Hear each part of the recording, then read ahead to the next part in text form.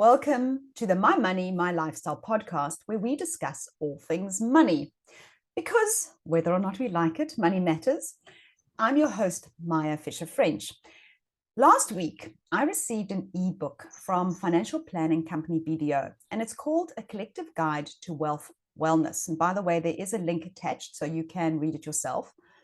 And there was a great section on advice for graduates, but not only what to do with your first paycheck, but it included advice on the challenge of being a first-born graduate.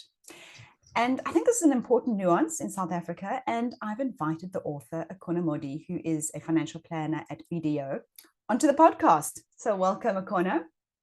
Thanks, Maya, for having me. Such a great opportunity to really unpack this sort of complex issue around being the first graduate, and the sort of financial responsibility that comes with it. But most importantly, the psychological, long-term impact, of being the first or maybe second graduate, within a family, to carry the burden of having to support your family and also, maintaining your lifestyle as well, where you are based, whether it be in Joburg, Durban, wherever you are as well. I think we're going to definitely unpack that because I think that's really, for me, what the article kind of really was about.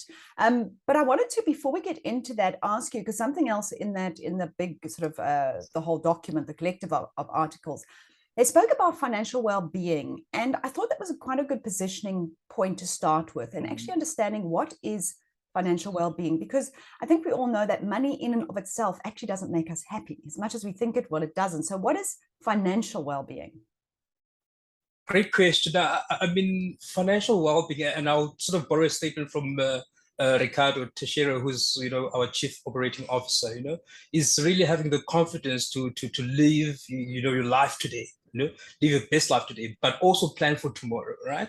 So if you were, what flows from that is then the question that flows from that statement is, what is your best life? What is your best life? Now, you can answer that in many ways, but it boils down to what is your purpose? What do you value? do you value the most as well, right? So if you are able to answer that question, then you can build your money around your value, around your principles, around your purpose, So that's really the crux of financial well-being. And perhaps I mean, even use an example. I mean, Mike Tyson is a well-known boxer, right? In his prime, he was one of the wealthiest boxers. But he stated in one of the interviews that he was not the most happiest person, although he had the wealth, but he was not the most happiest person, right? So money in itself does not necessarily buy happiness or financial well-being, right? So when you get to understand yourself, who you are, the core of who you are, your values, then comes happiness. Yeah, I mean, exactly. Mike Tyson is. It's about what you want from life, yes. and a lot of it is about relationships as well, and your family relationships, your social relationships. Correct. And connecting into that, coming back now to the firstborn graduate who now gets money for the first time, right? You're getting the salary, you've worked for it, you're now employed, but it's not that simple. And there's a lot of emotional stuff that goes with it. So let's get into that a little bit as well. Definitely, it's not that simple. Maybe I can sort of use myself an example, because I'm quite sort of connected to the story. I've written the article not because I just want to sort of a superficial article around financial planning. It has to speak, to the emotional side of financial planning. And for me, this is what I've experienced. So hence I felt so sort of comfortable and confident to write about that, right? So I was first graduate, in my family to have sort of moved and got a nice job, man, nice graduate trainee job. They paid at that time, like I think 23,000, and I think my mistake was then to share that with my mother. I just say, look here, like from 0 to like 23,000, man, So then it creates an expectation, what life would then look like, right? So got the job, got my first pay. And I mean, the African culture, they say, your first pay it goes to your parents, that kind of thing, But not necessarily, I just 20% went to my mom. But then that was just the start of it. Because now the expectation has already been there, right? So they expect X amount of money. But also as a person, as a graduate, I've seen, what my family went through in supporting me to get me to a point where we are educated, to the point where I was afforded the opportunity to get this job, right? So also I feel so the emotional burden or emotional obligation to support my family because I know the realities, because I lived with him, even before I moved to Joburg, I lived with him. I knew, month end, it's very tough. So you then start doing that. There's nothing wrong with that, right? But over time, you're supporting your family, but not only that, you're starting a life as well, wherever you are, right? Then it becomes complex. Then it becomes complex. You sort of, remitting funds to home.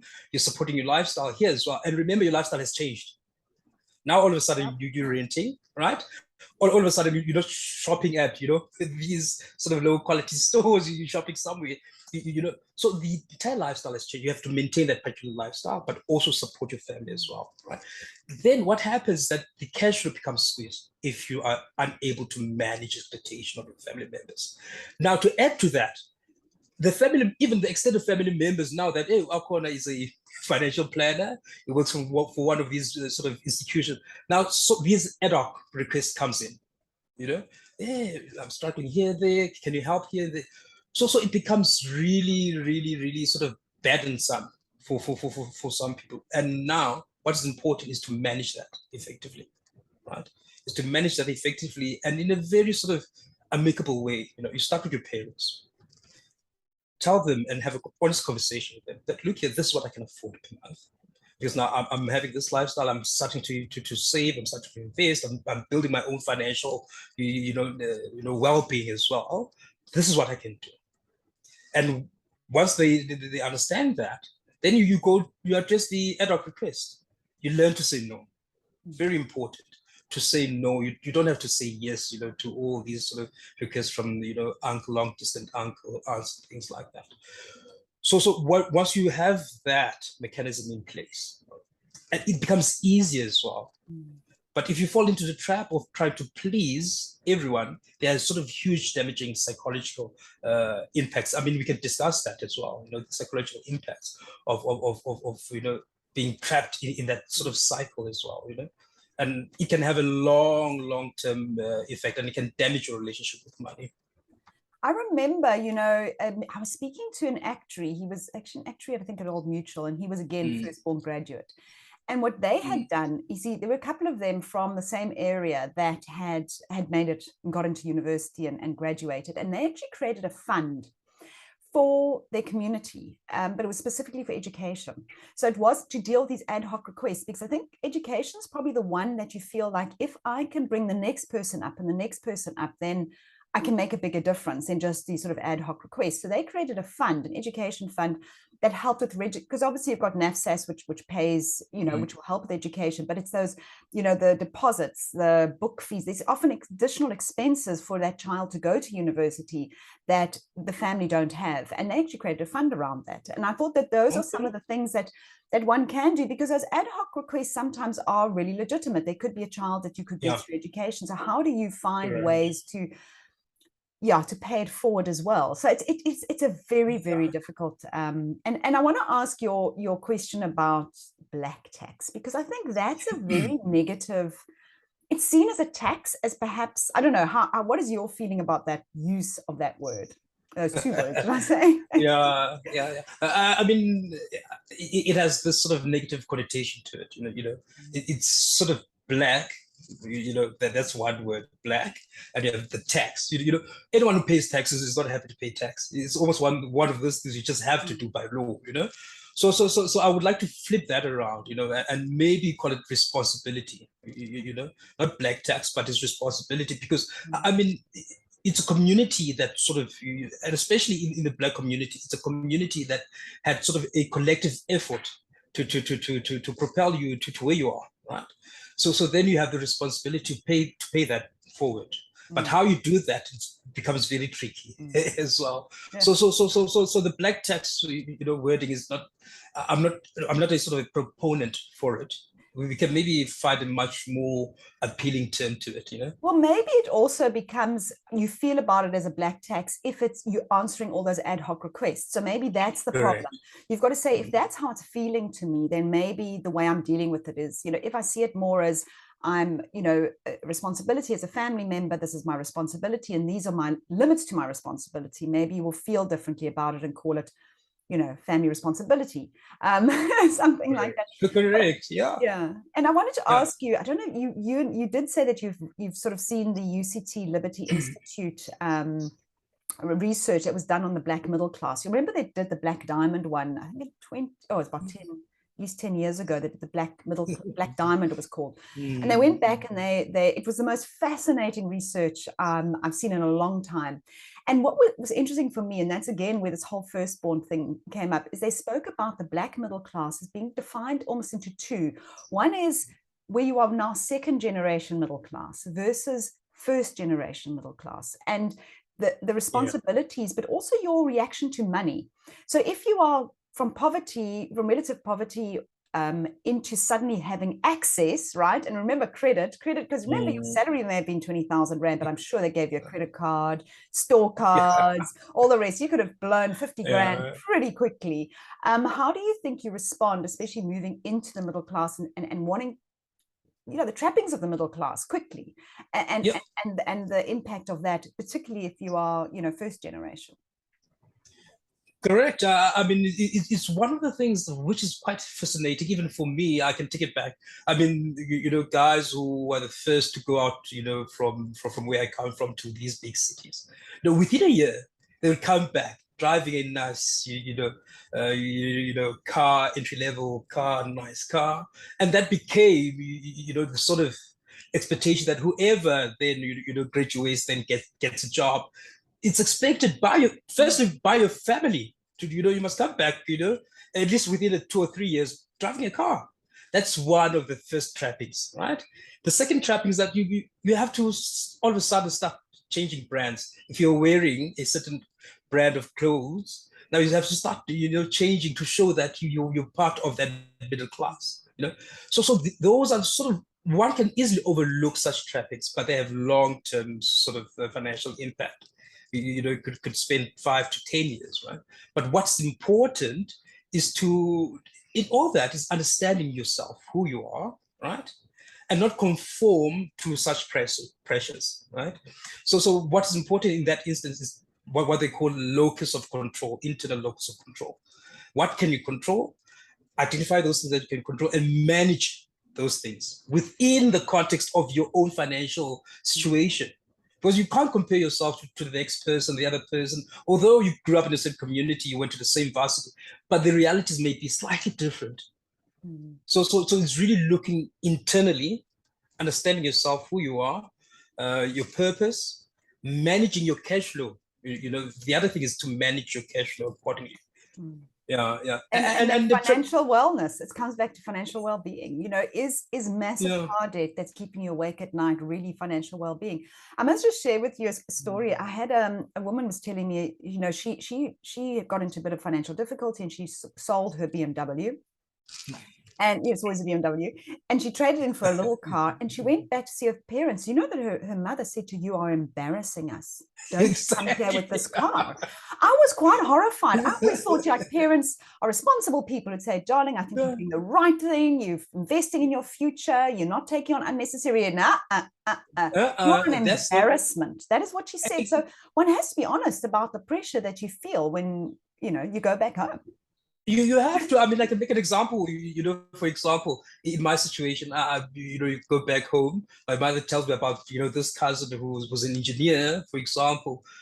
They'll tell stories. Hey, look, all bought a nice car, and did this and that. The next year, Luke bought his father a car. So indirectly, the pressure's on you to say, hey, what are you doing with your life? What do you do with your money? And those are the pressures. They may be subtle, but they do have an impact. They do have an impact on how you make financial decisions, especially if you don't have a strong internal locus of control. You tend to fall for these sort of trappings. You have to stand your ground and really focus on yourself rather than external pressures. And I wonder. Sorry, I was wondering, do you think it's a useful conversation, and I'm asking just your experience, to actually sit down with your personal budget, with your family, and saying, this is actually what it costs me to live. I have to pay 5,000 for rent. I pay this for groceries. I have to pay this for that. I can't, where am I going to buy this car or pay all these things? Where do you think this comes in? Or if I buy the car, so you've got a choice, family. I can drive in with a BMW, but then you don't get any money. Yeah. Or, you know, is it worth having those conversations? Do you think those are family are prepared to have those conversations? No, whether or not they're prepared, but it's necessary for you to have those discussions. You can't wait for them to be prepared because they're not living your life. They have this sort of idea of let's say my life, and they build the expectation around that. For me, is then to take, sit down with them, have an honest conversation, and really expose myself to them. Sometimes we also want, as individuals, to maintain this sort of facade, you know. So it's one of those sort of balancing scale. You have to then sit down with parents, expose yourself to say it's not all well. These are the challenges that I'm facing. These are my plans, A, B, C, D, and this is what I can afford. This is what I cannot afford. So going forward, I'll give you X amount. And if the situation improves, then I'll sort of review this. For example, in my case, I had the conversation with my mom when I had my first child. I said, no, okay, now I have a child. It changes the game completely. So I will no longer be able to give you X amount of money, per month. This is what I can afford. And they took it well, and they understood. And I told her, you have to manage also your own finances. I give you money, you spend it on a very expensive, piece of, clothing. You have to manage, So it's that conversation really. It goes both ways. Putting your family on a budget, that's been something very powerful. So, I do Money Makeover with City Press, and we take 6 people through Money Bootcamp every year. And one of the things we've done a lot with is getting the so that people say, right, if you want money, could you please give me your budget? What are you spending it on? And that, they don't like that, but you say, well, I'm not giving it to you until I understand what it's being spent on. And that's creating discipline in the family as well. And I've actually got a friend of mine who also, simply says to her family, I will not, so she gives a certain amount every month to her parents, but she said, any unexpected requests, you have to give me advanced warning. I need a few months to build it into my budget. And they pushed back initially, but now they've learned. So it forces them to plan, because I think a lot of this problem is a lack of planning and a lack of budgeting by the family members. So very, very important. You can actually also just teach family to budget. If you've learned how to budget, then your family, you can pass it on to the family and say, right, everyone, we're going to do a budgeting session today, and I need your budgets, otherwise you get no money from me. Exactly, precisely, because all that sort of unexpected requests, they're always urgent. I need it now. I need it now. I need it now. And so it can't be always, it's urgent, it's something that popped up out of the blue, really. So no, you have to manage those things, and educate your family, your parents or family members, educate them, around how to make informed financial decisions. I must just say one more thing about Money Makeover that I've also noticed, and you were talking about having the honest conversations, is that when they eventually do, when they sit with the family and say, listen, this is the situation, because now they go in the newspaper, by the way, there is a big picture of them in the newspaper saying, I'm in financial difficulty, I'm getting help. So it almost gives them permission to go to the family and say, this is a situation, and the relief, the sense of relief that they all have about being honest, also even being honest with their spouse, because some of them are not always honest with their spouse about the situation.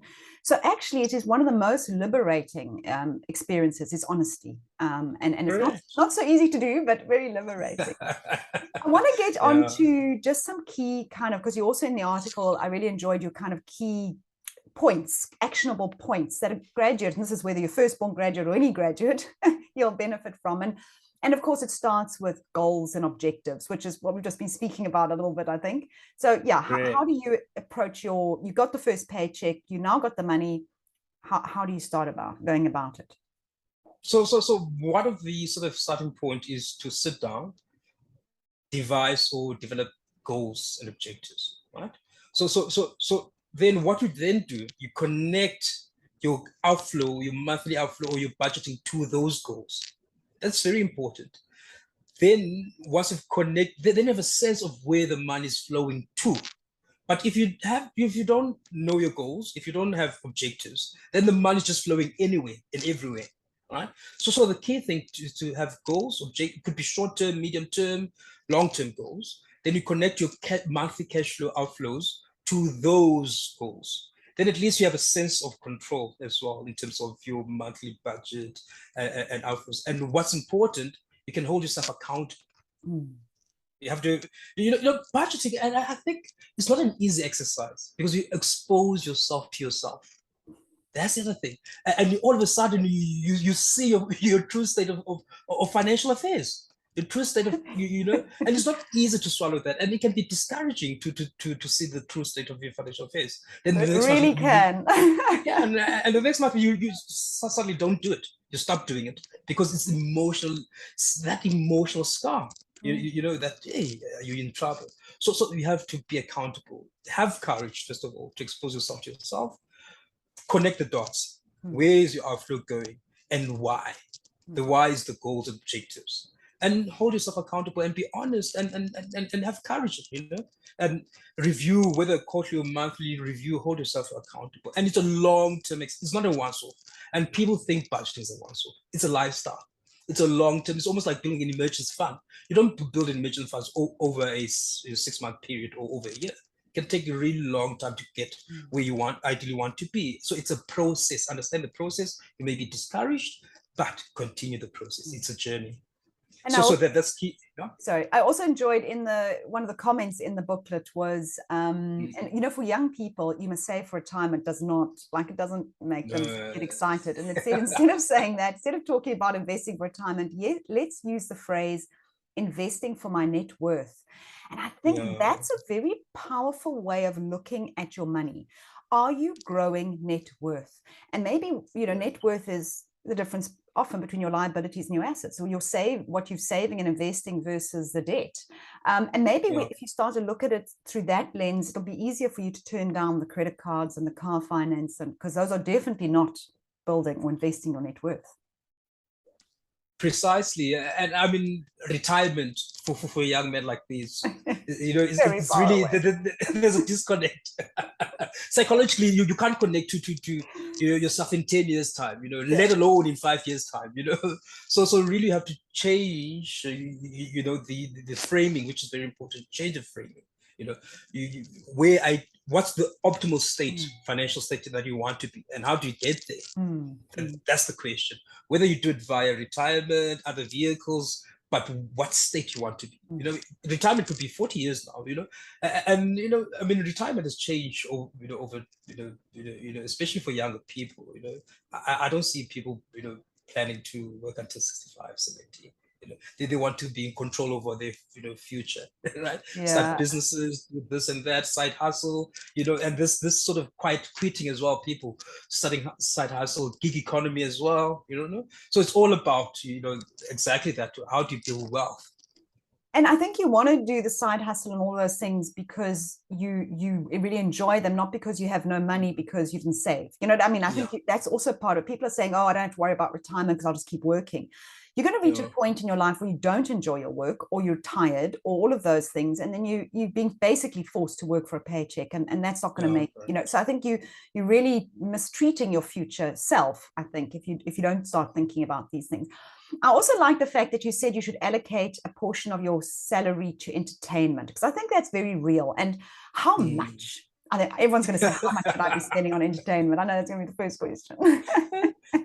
I know it's a trick question, and to me, it's very important to have a sense of enjoyment. And that's one of the purpose, of life. Have a sense of enjoyment, but don't over-enjoy yourself. So that's where your question is sort of alluding to that. At least, in my experience, 10% of your nets, if you earn a salary, what gets paid to your bank account, 10% of that should be sufficient, for you to be able to enjoy yourself.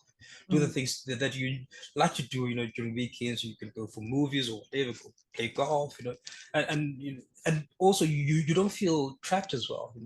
You don't feel trapped. You get to enjoy yourself. So that's very important. So I must tell you, in my budget, I actually have money that I put aside every single month for holidays, and I actually put it into a little savings account linked to my bank account called Holiday Slush Fund. because I love my holidays. And now when I want to go on holiday, I don't want to think, oh, I can't go on holiday, or I've got to pull out my credit card, because of course I won't do that anymore. And I say anymore Yeah. because we've all been there. I've Exactly. learned my lesson. So yeah, so I think that is for me, building in that part and knowing that that's going to my holiday actually is quite empowering for me. And also you talk, of course, about an emergency fund. And like, how do you approach that? Because you're not going to have it in your first month. But that emergency No. fund for me is like probably like 101, the most important part. Yeah. And I guess an emergency fund, it's one of the sort of foundation that avoids you overutilizing credit card or a credit facility. If you have an emergency fund, at least you have reserves to cover the unexpected costs, for example. Right? So it's really the foundation of personal finance. But one has to understand it takes discipline and time to build in measure. So how long would one typically take to build half of your salary, yearly salary? It takes time. It's not easy. You have other, responsibilities, things like that. But what's required? Discipline. Once you've built up something, don't use it. Don't use it, because I mean, if you have something, there's always that sort of nagging voice that, hey, I need this. But it's not actually a need, it's a want, it's a desire, So you have to be disciplined, and it's a long-term process. Yeah, and I always say to people as well, that to try and get to 15,000 Rand, because I think there's a lot of those bills, a lot of the day-to-day emergency stuff tends to be about that amount. I mean, obviously, if the big emergency or the big thing is losing a job, that's your 3 months of expenses, and it takes a long time to get there, but at least have some kind of liquidity to meet those kind of unexpected bills. But I must tell you, I also, you were saying about how do you not touch it. And I was actually speaking to someone the other day, and he said to me, I built up this emergency fund, but I keep thinking all the things I could spend it on. So I put it into a 32-day notice account. And I thought that was good. Use products to protect yourself, go lock it away, so that if you need it as an emergency, you can always break the notice period if you really have to. But even in most cases, you could probably give notice, it would still be enough time to handle the emergency if it's a bill or something. So I think that was a good tip, because I think that's what most people do. Yeah, definitely. I mean, it's behavior. It's if you have something that you want to use it, then everything you see, hey, I need this, I need that, but it's not actually a need. All of a sudden you want to renovate, you want to paint here, you want to do this. Yeah, it's just discipline, really, and accountability is key. Accountability, hold yourself to account. It's all about discipline. All of this, actually, I mean, there's obviously financial strain, and there's a lot of financial strain. So I'm not underestimating financial strain, but there also is an element of discipline, and that discipline is also simply tracking what you spend, just writing it all down. And we see it all the time with Moneymaker. The minute people start writing down what they spend, they start to see where the gaps are. It's like, oh, goodness, I didn't know I'd spent that much. I think one candidate one year had spent 2,000 Rand a month at KFC breakfast. She did not know. It happens. It happens. It's like, you talk about entertainment. That was like, I don't think she realized how much of it is going to KFC breakfast. So I think that is in that discipline of just tracking your money. If you can do that as a graduate from the first paycheck, my goodness, you'll set yourself up really well for life. But I want to say thank you so much, and I want to definitely, you and I are going to have to get on a podcast again soon, because I think we got a lot to still talk about. But if there was one kind of key takeaway that you'd like, if there was a young firstborn graduate listening, what's the kind of one piece of advice you'd like to leave? So one piece of advice: don't succumb to pressure. I've seen that, and that's the biggest mistake that young professionals in general, make, is to succumb to this sort of pressures from society. Then you start, getting involved, in uninformed financial decisions, and it traps you. It traps you. I have a mate of mine who sort of recently bought a car, and it was an accident, and 40% balloon payment, the insurance didn't pay, and he's stuck. He's stuck, paying something that's not there as well, and he even planned to purchase a second-hand car. I said, Chief, no, don't do that. Because you already squeezing what a thin sort of cash flow position. So don't succumb to social pressures. That's it. Because once you have that, even if as you build wealth, you join different people in society, you then don't succumb to those pressures, That, and it's a I think, psychological element to it. okay, we needed to get a little bumper sticker for cars saying either something like I own this car, not the bank, or something like my real money is invested, or something like that. Exactly. Yeah, exactly. So that's one piece of advice, and it's not sort of a financial advice, but it's life in general, just advice in general. Don't fall into social pressures. Exactly. Really, that's the key. Super. Well, thanks so much, and I really, really enjoyed your article. And yeah, we'll definitely have to chat again soon. Thank you. Thanks for having me. I mean, maybe next time we can have further discussion on this. I'm interested in the psychology of it, the psychological impact of it, and I don't think it's sort of studied enough. What the psychological impact in the long term of people in such situation. I mean, you can start developing this thing called scarcity mentality. Yeah. Which is bad. It's bad. So yeah. Absolutely. I think that we maybe get some feedback from some of our listeners and their reactions, and we can include that as well. Fantastic. Definitely. Yeah. Thanks. Thank you for having me. I really enjoyed it. Thanks.